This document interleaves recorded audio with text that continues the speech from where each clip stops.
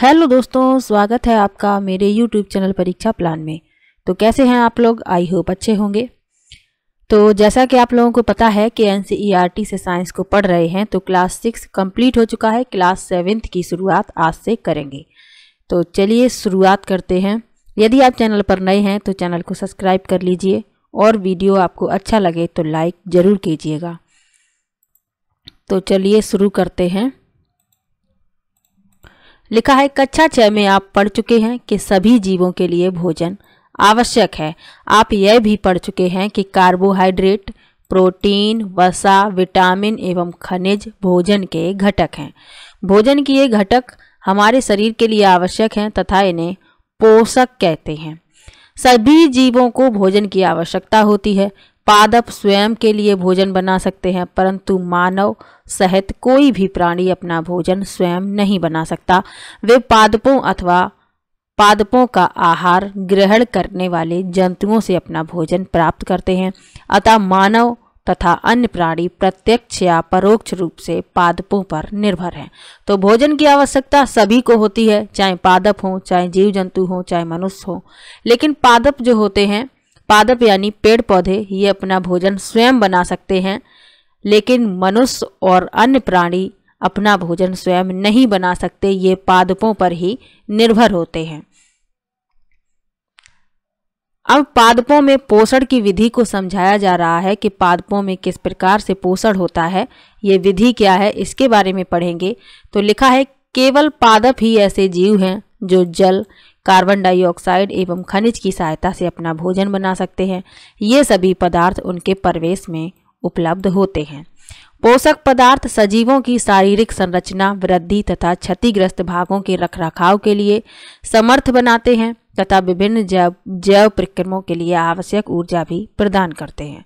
सजीवों द्वारा भोजन ग्रहण करने एवं इसके उपयोग करने की विधि को पोषण कहते हैं। पोषण की वह विधि जिसमें जीव अपना भोजन स्वयं संश्लेषित करते हैं स्वपोषण कहलाती है।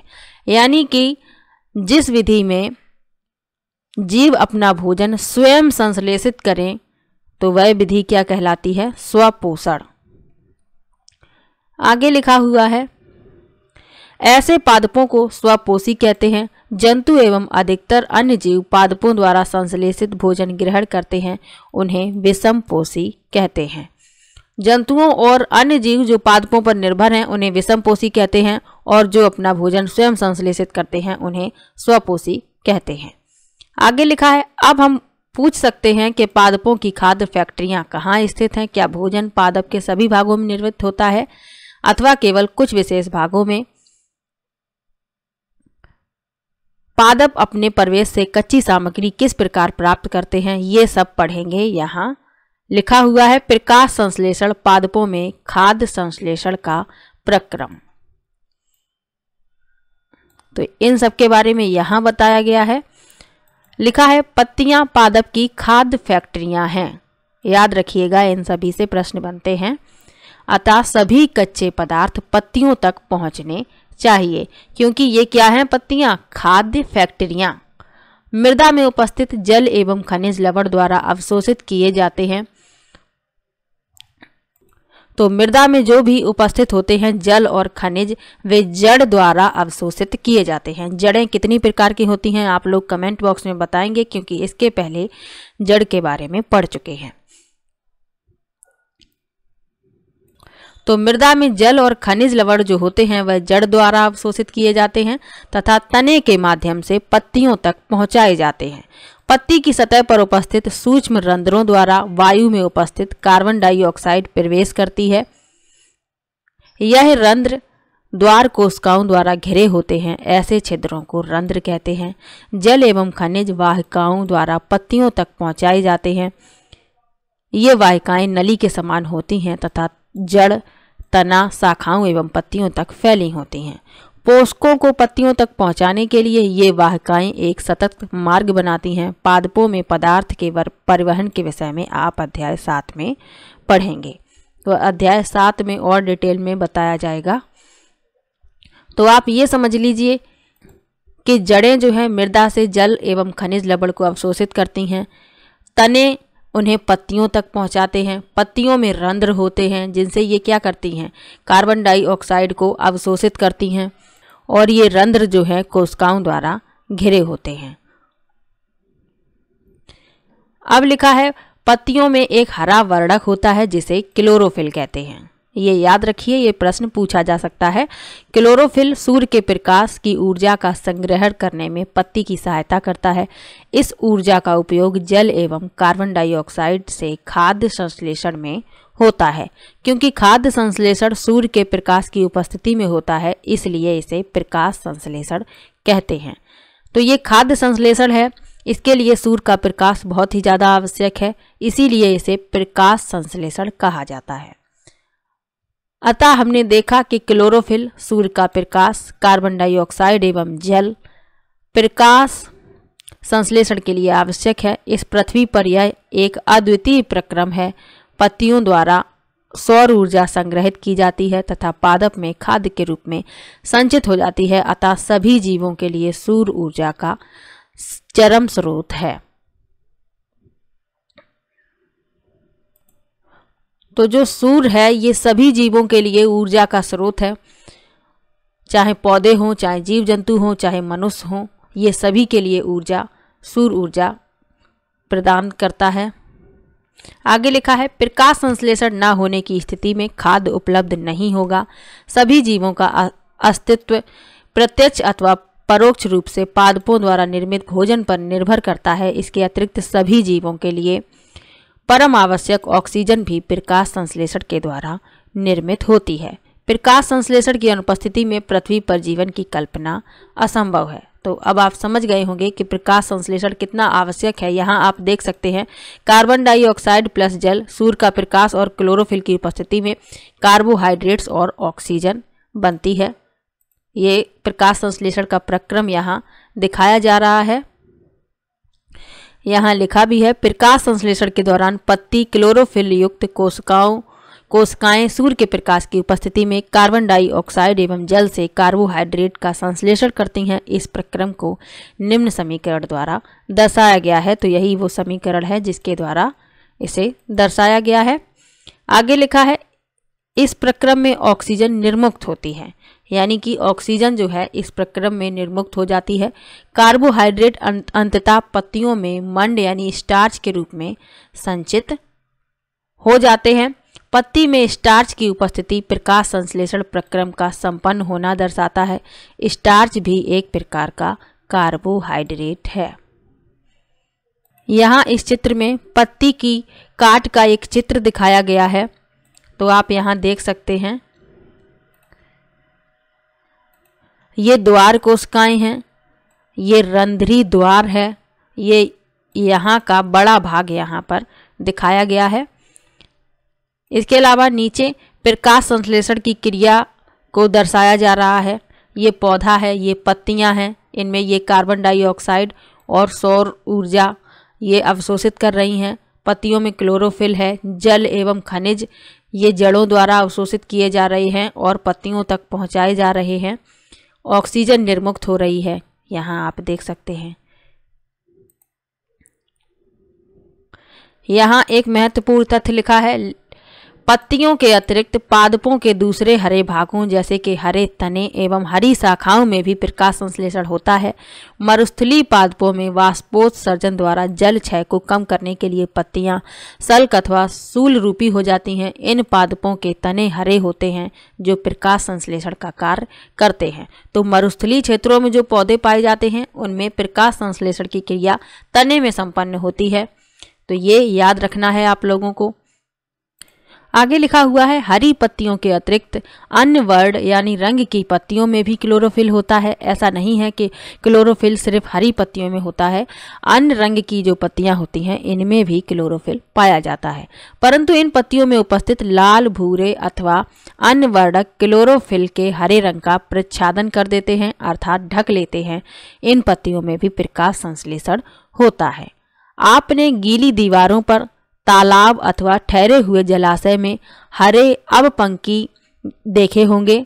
ये सामान्यतः कुछ जीवों की वृद्धि के कारण बनते हैं जिन्हें शैवाल कहते हैं।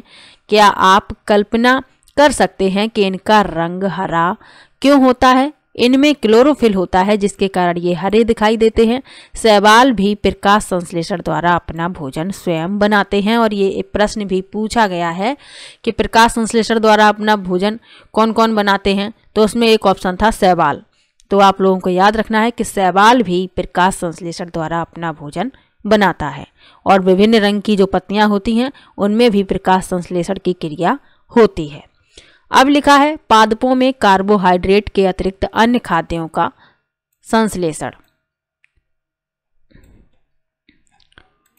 आपने अभी पढ़ा कि प्रकाश संश्लेषण प्रक्रम द्वारा पादप कार्बोहाइड्रेट का संश्लेषण करते हैं। कार्बोहाइड्रेट कार्बन, हाइड्रोजन एवं ऑक्सीजन से बनते हैं।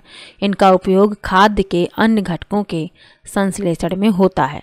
परंतु प्रोटीन नाइट्रोजनी पदार्थ है जिसमें कार्बन, ऑक्सीजन एवं हाइड्रोजन के अतिरिक्त नाइट्रोजन भी होती है। पादपों को नाइट्रोजन कहाँ से प्राप्त होती है? तो पौधों को नाइट्रोजन कहाँ से मिलती है इसके बारे में यहाँ लिखा है। याद कीजिए, वायु में नाइट्रोजन गैसीय अवस्था में प्रचुर मात्रा में पाई जाती है। कितने प्रतिशत है नाइट्रोजन वायु में, आप लोग कमेंट में बताएंगे। आगे लिखा है परंतु पादप इसका अवशोषण इसी रूप में नहीं कर सकते। मिट्टी में कुछ विशेष जीवाणु होते हैं जो गैसीय नाइट्रोजन को उपयोगी यौगिकों में परिवर्तित कर मृदा में निर्मुक्त करते हैं। यह विलेय पदार्थ पादपों द्वारा जल के साथ अवशोषित कर लिए जाते हैं। संभवतः आपने देखा है कि किसान अपने खेतों में उर्वरक तथा खाद डालते हैं जिनमें नाइट्रोजनी पदार्थों की प्रचुरता होती है। इस प्रकार अन्य संघटकों के साथ पादपों की नाइट्रोजन की मांग की आपूर्ति हो जाती है। इसके पश्चात खाद्य के अन्य संघटकों जैसे कि प्रोटीन एवं वसा का संश्लेषण करते हैं। अब पादपों में पोषण की जो विधियां हैं उनके बारे में जानेंगे। लिखा है कुछ पौधे ऐसे भी हैं जिनमें क्लोरोफिल नहीं पाया जाता। वे भोजन संश्लेषित नहीं कर सकते। वे कैसे जीवित रहते हैं तथा वे पोषक किस प्रकार प्राप्त करते हैं। मनुष्य एवं अन्य प्राणियों की तरह ये पादप भी अपने पोषण के लिए अन्य पादपों द्वारा निर्मित खाद्य पर निर्भर होते हैं। वे विषमपोषी प्रणाली का उपयोग करते हैं। ये विषमपोषी प्रणाली का उपयोग करते हैं। चित्र को ध्यान से देखिए, इस चित्र के बारे में समझाया जा रहा है और लिखा भी है आगे। क्या आपको एक वृक्ष के तने एवं शाखाओं से लिपटी रस्सी नुमा पीले रंग की संरचना दिखाई देती है? ये अमरबेल का पादप है। अमरबेल को कसकोटा भी कहते हैं, तो याद रखिएगा। इसमें क्लोरोफिल नहीं होता। ये अपना भोजन उस पादप से प्राप्त करते हैं जिस पर ये आरोहित होते हैं वह पादप परपोषी कहलाता है, क्योंकि अमरबेल जैसे पादप परपोषी को अमूल पोषकों से वंचित करते हैं, अतः इन्हें परजीवी कहते हैं। तो ये जो अमरबेल होता है इसमें प्रकाश संश्लेषण की क्रिया नहीं होती और ये भोजन के लिए दूसरे पादपों पर निर्भर रहता है, तो ये परजीवी कहलाता है।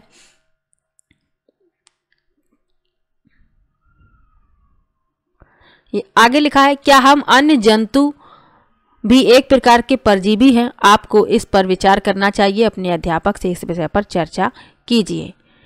क्या आपने ऐसे पादपों को देखा है अथवा उनके विषय में सुना है जो जंतुओं का भक्षण करते हैं? इससे भी प्रश्न पूछा जाता है कीटभक्षी पौधों से। तो कुछ ऐसे पादप भी हैं जो कीटों को पकड़ते हैं तथा उन्हें पचा जाते हैं। क्या यह विषमयकारी नहीं है? ऐसे पौधे हरे या अन्य किसी रंग के हो सकते हैं। चित्र को ध्यान से देखिए। इसकी घड़े के समान दिखाई देने वाली संरचना वास्तव में उसकी पत्ती का रूपांतरित भाग है। पत्ते का शीर्ष भाग घड़े का ढक्कन बनाता है। घड़े के अंदर अनेक रोम होते हैं जो नीचे की ओर ढलके रहते हैं, अर्थात अधोमुखी होते हैं। जब कोई कीट घड़े में प्रवेश करता है तो यह उसके रोमों के बीच फंस जाता है। घड़े में उपस्थित पाचक रस द्वारा कीटों का पाचन हो जाता है। कीटों का भक्षण करने वाले ऐसे पादप कीटभक्षी पादप कहलाते हैं। वीनस फ्लाई ट्रैप तथा सनड्यू कीटभक्षी पादपों के दो अन्य उदाहरण हैं। इसके बारे में जानकारी प्राप्त कीजिए। यहाँ इस पौधे को आप लोग देख सकते हैं। ये घटपर्डी है और ये कीटभक्षी पौधा है। ये ढक्कन है इसका, ये घड़े नुमा संरचना है। इसके अंदर जो है कीट फंस जाता है और जो रोम होते हैं उनके द्वारा इसे पचा लिया जाता है। तो इनके नाम आपको याद रखने हैं, घटपर्डी, संडियू, वीनस फ्लाई ट्रैप। तो ये कीटभक्षी पौधों के नाम हैं। अब लिखा है मृतजीवी के बारे में। मृतजीवी क्या होते हैं? लिखा है आपने बाजार में छत्रक यानी मशरूम बिकते देखे होंगे और सभी ने खाए भी होंगे मशरूम की सब्जी। तो उन्हीं के बारे में लिखा है, वर्षा के दिनों में वृक्षों की सड़ी गली टूटी टहनियों अथवा तनों या छाल पर छाते के समान संरचनाओं के गुच्छे भी आपने देखे होंगे। आइए देखें कि जीवन यापन हेतु इन्हें किस प्रकार के पोषकों की आवश्यकता होती है और वे उन्हें कहाँ से प्राप्त करते हैं। तो एक तो बाजार में मशरूम बिकता है, अच्छा सा डिब्बे में पैक होता है जिसे हम लोग खाते हैं। और वर्षा के दिनों में वृक्षों की सड़ी गली टूटी टहनियों पर भी ये गुच्छे नुमा संरचना देखने को मिलती है। तो उनके बारे में लिखा है कि ये अपने भोजन को कैसे प्राप्त करते हैं, कहाँ से प्राप्त करते हैं। तो ये आप देख सकते हैं, ये पैकेट में ये सड़ी गली वस्तु पर उगा छत्रक है। ये छत्रक के पैकेट यहाँ छपे हुए हैं। तो मशरूम जो होते हैं इनमें क्लोरोफिल नहीं होता है और ये अपना भोजन जो है मृत और सड़े गले पदार्थों पर पाचक रस स्रावित करके प्राप्त करते हैं। तो क्रियाकलाप के द्वारा यही समझाया जा रहा है। तो समझने के लिए पढ़ लेते हैं, अच्छे से समझ में आ जाएगा। तो लिखा है ब्रेड यानी डबल रोटी का टुकड़ा लेकर इसे जल से भिगो दीजिए, किसी नम एवं उष्ण स्थान पर 2-3 दिन के लिए रख दीजिए अथवा उस समय तक रखा रहने दीजिए जब तक कि उस पर रोई जैसी संरचनाएं न दिखाई दें। ये धब्बे किस रंग के हैं? किसी आवर्धक लेंस अथवा सूक्ष्मदर्शी की सहायता से इनका अवलोकन कीजिए। अपने प्रेक्षणों को नोटबुक में लिखिए। यह जीव कवक या फंजाई कहलाते हैं। आपने देखा होगा ब्रेड जब खराब हो जाती है तो उस पर कुछ इस तरीके से संरचनाएं देखने के लिए मिलती हैं। तो ये क्या कहलाती हैं? कवक या फंजाई। इनकी पोषण प्रणाली अथवा पोषण विधि भिन्न प्रकार की होती है। ये मृत एवं विघटनकारी वस्तुओं की सतह पर कुछ पाचक रसों का स्राव करते हैं तथा उसे साधारण या विलेय के रूप में परिवर्तित कर देते हैं। तत्पश्चात वे इस विलयन का भोजन के रूप में अवशोषण करते हैं। इस प्रकार की पोषण प्रणाली को, जिसमें जीव मृत एवं विघटित जैविक पदार्थों के पोषक तत्व प्राप्त करते हैं, मृतजीवी पोषण कहलाती है। मृतजीवी पोषण प्रणाली का उपयोग करने वाले जीव मृतजीवी कहलाते हैं। तो अब आप समझ गए होंगे कि जो मशरूम होता है वह मृतजीवी होता है। आगे लिखा है कवक आचार, चमड़े, कपड़े एवं अन्य पदार्थों पर उगते हैं। ये उन स्थानों पर भी उगते हैं जो नम एवं उष्ण हों। जब अचार में नमी आ जाती है तो आप लोग देखते होंगे, जैसे आम का अचार है, जब उसमें कोई नमी आ जाती है तो उस पर भी कवक आप देख सकते हैं। तो वह अचार जो है खराब हो जाता है। आगे लिखा है कवकों की वृद्धि के लिए वर्षा ऋतु सबसे अच्छी परिस्थितियां प्रदान करती हैं। इसी कारण वर्षा ऋतु के दौरान अनेक वस्तुएं कवकों की वृद्धि के कारण नष्ट अथवा अनुपयोगी हो जाती हैं। तो जब वर्षा ऋतु होती है उस समय कवकों की वृद्धि बहुत होती है और उसी समय जो खाने वाली वस्तुएं होती हैं अधिक खराब होती हैं। आगे लिखा है सामान्यतः कवकों के बीजाणु वायु में उपस्थित होते हैं। जब वे किसी ऐसे जैव पदार्थ अथवा उत्पाद पर बैठते हैं जो नम एवं उष्ण हों तो वे अंकुरित होकर नए कवक को जन्म देते हैं। क्या अब आप बता सकते हैं कि हम अपनी वस्तुओं को कवक द्वारा खराब होने से किस प्रकार बचा सकते हैं? तो कवक से बचाने के लिए हमें वस्तुओं को नमी से दूर रखना होगा। आगे लिखा है कुछ जीव एक दूसरे के साथ रहते हैं तथा अपना आवास एवं पोषक तत्व एक दूसरे के साथ बांटते हैं। इसे सहजीवी संबंध कहते हैं। उदाहरणतः कुछ कवक वृक्षों की जड़ों में रहते हैं। वृक्ष कवक को पोषण प्रदान करते हैं, बदले में उन्हें जल एवं पोषकों के अवशोषण में सहायता मिलती है। वृक्ष के लिए इस संबंध का विशेष महत्व है। लाइकेन कहे जाने वाले कुछ जीवों में दो भागीदार होते हैं। इनमें से एक शैवाल होता है, दूसरा कवक। शैवाल में क्लोरोफिल उपस्थित होता है जबकि कवक में क्लोरोफिल नहीं होता। कवक शैवाल को रहने का स्थान, जल एवं पोषक तत्व उपलब्ध कराता है तथा बदले में शैवाल प्रकाश संश्लेषण द्वारा संश्लेषित खाद्य कवक को देता है। तो आप लोग देख सकते हैं कि ये क्या करते हैं, इनमें सहजीवी संबंध होता है। तो शैवाल और कवक जो हैं ये सहजीवी संबंध रखते हैं, क्योंकि शैवाल में क्लोरोफिल होता है और कवक जो है शैवाल को रहने का स्थान देता है। उसके बदले में शैवाल क्या करता है, प्रकाश संश्लेषण से जो भोजन बनाता है वह कवक को देता है। तो ये सहजीवी संबंध कहलाता है। आगे पढ़ते हैं। लिखा है मृदा में पोषकों की पुनः पूर्ति किस प्रकार होती है। यानी कि मृदा से पौधे पोषक तत्वों को अवशोषित कर लेते हैं, तो फिर ये पूर्ति कैसे होती है इसके बारे में लिखा है। तो चलिए पढ़ते हैं। लिखा है क्या आपने किसानों को अपने खेतों में अथवा माली को बगीचे के लॉन एवं गमलों में खाद अथवा उर्वरक डालते देखा है। क्या आप जानते हैं कि वे इन्हें मृदा में क्यों मिलाते हैं।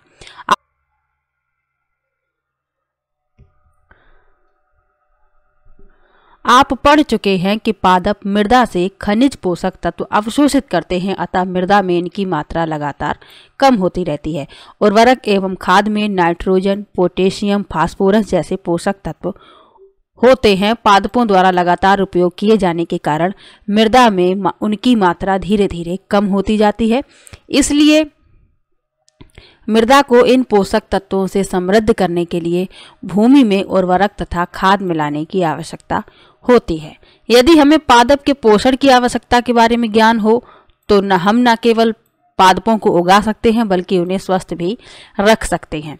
तो इसीलिए खाद मिलाई जाती है। खेतों में भी फसलें उगाई जाती हैं, फिर उनमें खाद लगाई जाती है ताकि जो मिट्टी की जो पोषक तत्व है नष्ट हो गए हैं तो उनकी आपूर्ति खाद द्वारा की जा सके। आगे लिखा है पादपों को प्रोटीन बनाने के लिए सामान्यतः हाइड्रोजन की आवश्यकता होती है। फसल कटाई के बाद मृदा में नाइट्रोजन की कमी हो जाती है। यद्यपि वायु में नाइट्रोजन गैस प्रचुर मात्रा में उपलब्ध होती है, परंतु पादप इसका उपयोग उस प्रकार करने में असमर्थ हैं जैसे वे कार्बन डाइऑक्साइड का उपयोग करते हैं।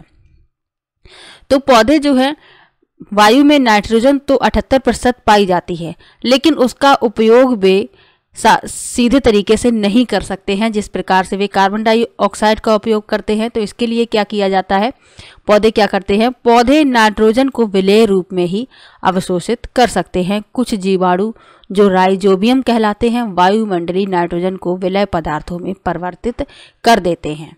तो प्रश्न पूछा जाता है कि वायुमंडलीय नाइट्रोजन को विलेय पदार्थों में कौन परिवर्तित करता है, तो राइजोबियम करते हैं, ये याद रखिएगा। आगे लिखा है परंतु राइजोबियम अपना भोजन स्वयं नहीं बना सकते। ये चना, मटर, मूंग, सेम तथा अन्य फलीदार पादपों की जड़ों में रहते हैं तथा उन्हें नाइट्रोजन की आपूर्ति करते हैं। अधिकतर दालें फलीदार पादपों से प्राप्त होती हैं। इसके बदले पादप राइजोबियम जीवाणु को आवास एवं खाद्य प्रदान करते हैं, अतः उनमें सहजीवी संबंध होता है। तो राइजोबियम जो है ये चना, मटर, मूंग, सेम तथा फलीदार पादपों की जड़ों में रहते हैं और ये क्या करते हैं, पादप जो है बदले में राइजोबियम को आवास प्रदान करते हैं और राइजोबियम उन्हें नाइट्रोजन की आपूर्ति करते हैं। तो उनमें सहजीवी संबंध होता है। आगे लिखा है इस संबंध का किसानों के लिए विशेष महत्व है। दालों की फसलों के लिए उन्हें मृदा में नाइट्रोजनी उर्वरक देने की आवश्यकता नहीं पड़ती। यही नहीं, दाल की फसल उगाने के बाद अगली फसल के लिए सामान्यतः उर्वरकों की आवश्यकता। इस अध्याय में आपने पढ़ा कि अधिकतर पादप स्वपोषी होते हैं, परंतु कम ही पादप अन्न पोषण प्रणाली अपनाते हैं, जैसे कि परजीवी एवं मृतजीवी। परजीवी एवं मृतजीवी दूसरे पादपों से पोषण प्राप्त करते हैं। सभी प्राणी अपने भोजन के लिए पादप तथा अन्य प्राणियों पर निर्भर रहते हैं, अतः उन्हें विषमपोषी के रूप में समूहीकृत किया गया है। क्या हम कह सकते हैं कि कीटवच्छी पौधे आंशिक विषमपोषी हैं? तो अच्छा लेसन था, इससे प्रश्न भी पूछे जाते हैं, तो आप लोग इसको अच्छे से समझ लीजिएगा, एक दो बार देख लीजिएगा, तो जहाँ जहाँ से प्रश्न बनते हैं आप लोग आसानी से उन प्रश्नों को हल कर सकते हैं। इसके अलावा यदि आप प्रीवियस ईयर के प्रश्नों को पढ़ना चाहते हैं तो सभी प्रीवियस ईयर के प्रश्नों को मैं सॉल्व करवा रही हूँ। 10 वीडियो भी आ चुके हैं प्रीवियस ईयर के, तो आप लोग वो वीडियो भी देख लीजिए, आप लोगों के लिए हेल्पफुल होंगे। तो चलिए मिलते हैं नेक्स्ट वीडियो में। तो वीडियो कैसा लगा कमेंट बॉक्स में ज़रूर बताइएगा। वीडियो को लाइक कीजिए, शेयर कीजिए और चैनल को सब्सक्राइब कर लीजिए। मिलते हैं नेक्स्ट वीडियो में, तब तक के लिए बाय बाय।